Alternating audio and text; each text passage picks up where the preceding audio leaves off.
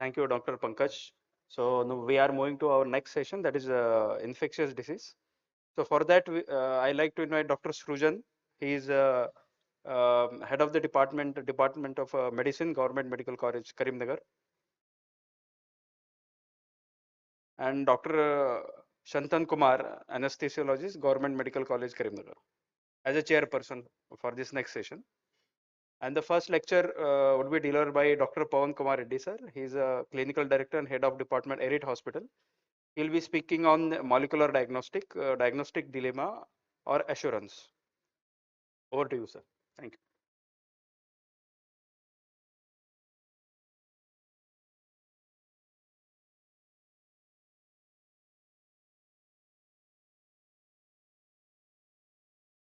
Good afternoon, Chairperson. Good afternoon, the August gathering here.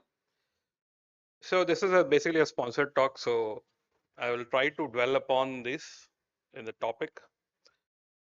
Uh, we all understand, we have been seeing this. Molecular diagnostics is something that has been there. I've been using molecular diagnostics for infectious diseases in the ICU probably 15 years since.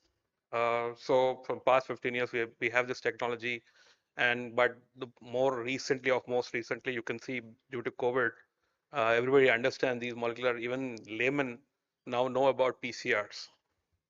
So going to this, we all know how PCR is used.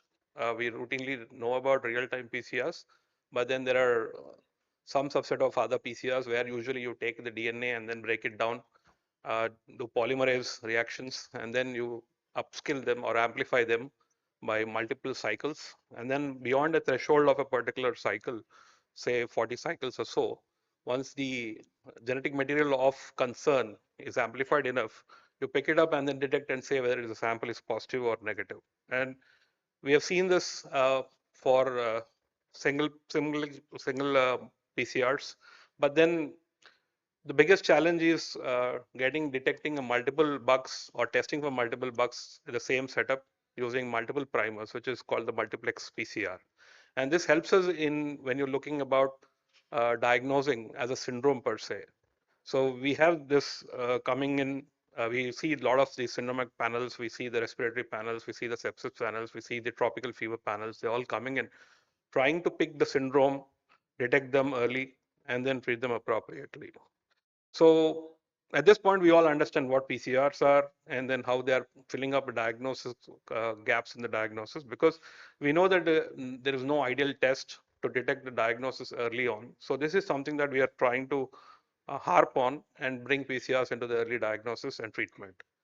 There are multiple challenges in the critical care setting, especially for LRTIs, that is pneumonia, sepsis, whatnot ever. Major problems are getting the cultures back from the lab. Majority of the time we send labs where the patient has already received some antibiotics as an outpatient. A patient coming with pneumonia most of the time would have been exposed to some sort of azithromycin or amoxiclav whatsoever as OPAT therapy, and he would come to the clinic or to the hospital, get admitted, and then most of the time the sputum cultures don't yield anything, because theoretically we all know what is the most common cause of community acquired pneumonitis, streptococcus, but then very seldom do we get it in the cultures. This is where the PCRs will pick up. This is one such example where a comprehensive Respic panel would pick up a streptococcus pneumonia, and it kind of aids you not only in the diagnosis but also narrowing down your antibiotics, because if the patient is not responding to simple antibiotics, you would have gone and escalated the antibiotics. So it gives you an idea where you would come down on the antibiotics, de-escalate. It helps you in treating with a lot of confidence, where the sputum might not grow this bug, but the PCR picks up because it is very sensitive. Even if there is a dead fragment of a particular of the bacteria or the virus, it kind of picks it up, and we have seen that. So it helps you in the diagnosis, not that it assures you of proper treatment for that particular situation where you can identify the pathogenic bacteria. And multiple times we know that in pneumonias, atypical pneumonias, there is no way of bringing them on the cultures. Hemophilus, Moraxella, you never pick them on cultures. Very hard and very difficult to pick them on the cultures. So again, here, this is some situations where you pick it up. The other thing is multiple Mycobacterium TB and avium complex. What happens is majority of the time you don't rely on the cultures per se. These multiplex PCRs are helpful in picking up and diagnosing such sort of situations. You can pick up mycobacterium, you can do the atypical mycobacterium. Most of the time you see AFB positive, but then you do a gene expert, it becomes negative. So you have to understand whether it is what sort of an AFB. Is it nocardia? Is it mycobacteria tuberculi or mycobacterium non-tuberculi? So there is some sort of PCR test that kind of gives you and aids you in the diagnosis of exactly treating it. Because once the gene expert becomes negative, you are in a in a soup, in a situation where you don't know whether you should put ATT on this patient or not. So these are situations where molecular genetics will help you in picking up the diagnosis and essentially treating the patients. The other difficult part is fungal cultures. Sometimes you send a sample, they are not in the lab to pick it up properly and do a KOH mount unless you ask for it. So sometimes you don't expect to see fungus in some situations, and sometimes, most of the time we have seen influenza patients, they come with secondary infections with fungal infection like aspergillus, and it's very common. Unless you ask for it, they won't do a KOH mount, so they don't pick it up. And even if you ask, if the lab is not good enough, if the microbiologist is not good enough, they will say some sort of an aseptate hyphae, that's it. They will not dwell upon it and say whether it is mucor or aspergillus or whatsoever. So it is important in that situations that such tests can pick you and give you the diagnosis in very short time, in few hours. And when you look at virus, yes, there's no way picking up, and we are not going doing the duck egg cell cultures and all those things. We are not doing it. So it's become rampantly easy for us to pick up whether it's a virus, what sort of virus is it. And owing to COVID, now even pediatric patients, many of the patients' families are asking what virus is this. If you just tell it's a viral infection, no need to treat. You will look at the CRP and treat them. The parents are asking, what is the virus? I want to know. It becomes easy for you. It gives you a sense of assurance when you can test for it, do a respiratory sample, do a throat swab, nasal swab, and pick the diagnosis, whether it's influenza, whether it's A, H1N1, whatsoever. We have these sort of comprehensive panels where you can pick up the fungus or the virus. And then it is easy for you to hark back and say you don't need an antibiotic. I would go ahead and say this should be something that should be routinely even practiced in the OPs. Majority of the time, many of the patients are given multiple antibiotics because the patient has come to the hospital. You want to give some antibiotic to allay the patient's fears, and the patient wants to take something, otherwise he will change the doctor since you are not giving him antibiotics. So these are things that can actually decrease the burden of overuse of antibiotics and abuse of antibiotics. At the same time, gives you and the patient both a convenient assurance that this is some sort of a viral infection. We don't do ASLO titers in the OPs. Streptococcus is a very common infection for sore throat. They'll come, they'll take some antibiotic, you end up using antibiotics. So there is these, I think as they become simpler and more easier and more cheaper, we will see these things coming into the OP practice also. Sepsis, again, is something very difficult to diagnose. Most of the times we know that the blood culture positivity rate is very abysmal. In sepsis, it's almost 15 to 20%, and severe septic shock, where you're teeming with a lot of bacteria, that can reach up to 50% of the time there might be a positive cultures. But majority of the time we know it all depends on how you're drawing the sample, how you are sending it, how much amount of volume of blood you are sending to the lab. All these things matter. At the same time, what are the antibiotics the patient has received? If the patient would have received some IV antibiotic before the cultures have been sent, the yield of the cultures might be very abysmal. So it is very important to understand. Also, if you go to literature, people say the blood cultures will be back in 48 hours. I beg to differ. Most of the hospitals will not give you 24 to 48-hour reports. They will give after 5 days. The Vitek report has to throw out a full report. Then only that will come out. Majority of the time, if you're a good lab, they might say yes, some growth is there. After 48 hours, then they say maybe NLF, may not be NLF. So lactose fermenter, non-lactose. That's the only thing that they will tell you within 48 hours. If that too, if your lab is very good. Majority of the hospitals don't have their labs, don't have a microbiologist at all. The smaller centers, they send it to a bigger diagnostic lab or a center, and there is a lot of communication gap between it. By the time the patient, since he's not responding or the counts are going up, you end up dumping a lot of antibiotics on the patient and escalate unnecessarily to polymyxins all through again. So it is very important for us to also pick up the sepsis early, diagnose it properly, and because the sensitivity is good for these multiplex PCRs, they will guide you in treating appropriately and early. So this is one type of patient who came from another hospital who has received multiple antibiotics. I don't know what to start with. Normally, you would not start MRSA coverage on the day one because you know that in India we don't have much MRSA. But when I send a sepsis panel, I get this kind of a report where it tells me it is Staphylococcus aureus in the blood. It gives me the gene detection also that MRSA is there, bacillus-resistant gene is also. But there, to my surprise, we also see Candida in that. So it gives me an idea that this patient has received multiple antibiotics and has got this all bugs in the blood. So I treat him appropriately, even with antifungals at that point of time. I know what I'm treating. I will see a better response because I am hitting it. Otherwise, I would have never started antifungals on him. I would have never started MRSA coverage on him.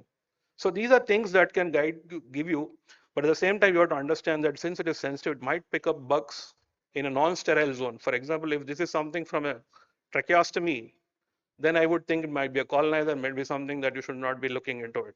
So it depends on where you are getting it, whether it's a sterile sample, whether a sterile site, and clinically whether it matches your clinical judgment with what you're seeing on the PCRs. Like I said, sending blood cultures are definitely a problem because if you go to the IDSA guidelines, they said you have to send 3 blood sample sets, 3 sets. That is 20 ml, 20 ml bottles, 3 of them pairs. That is 60 ml of blood, at least 10 ml, 10 ml, 10 ml. So 60 ml of blood, if you want to draw and send, good luck with that. The other problem is fastidious organisms. Most of the times, they're not growing on the blood cultures. You try to pick up. It's always a difficult thing to grow every bugs. There are some bugs which are not grown so easily on the blood culture, despite whatever antibiotic, you know, neutralizing substances that are present in your blood culture broths. So it is something that you look into. There are multiple things that you can never grow. Tropical fever for that panel, you would think sepsis and send a blood culture for a tropical fever. What will you grow? You're not going to grow anything. But if you get these kind of syndromology, these are tropical fever panels which are available easily. Most of the time you suspect is dengue, you send off dengue first day NS1, then IgM the next day, then both are negative. Then you say, okay, this might be on day 5 of the illness. Let's send chikungunya, that is negative. Then you start looking and saying, okay, maybe I'll send scrub typhus. And after 5 days, you know that it is scrub typhus. So the syndromology panel, which is cheaper, the same cost which a corporate hospital will charge for a dengue ELISA IgM, with the same cost you get a syndrome panel all on one day. Within 6 hours to 8 hours, you get the report. It makes it easier. Yeah, but then people will say you should use your clinical judgment, you should diagnose this as dengue or chikungunya. It is not so easy. It is not so easy, especially when the patient comes into the ICU. So the same way, there are other things, viruses, cytomegalovirus, EBV, adenovirus. These are things. Respiratory syncytial virus is something that we see in pediatrics so many times. These are things that you can pick up by using molecular genetics. You cannot cultivate CMV. So whenever there is a suspicion, you send them off and then you can pick them up.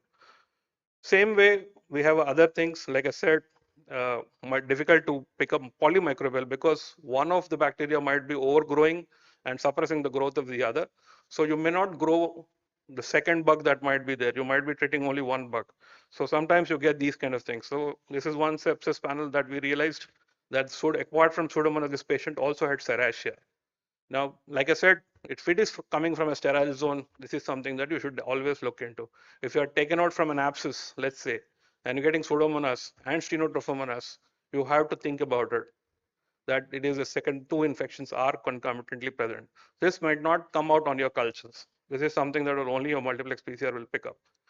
Because the early use of these agents, the early use of picking them up and early treating the patient appropriately will guide you to faster discharge and decrease the cost of stay.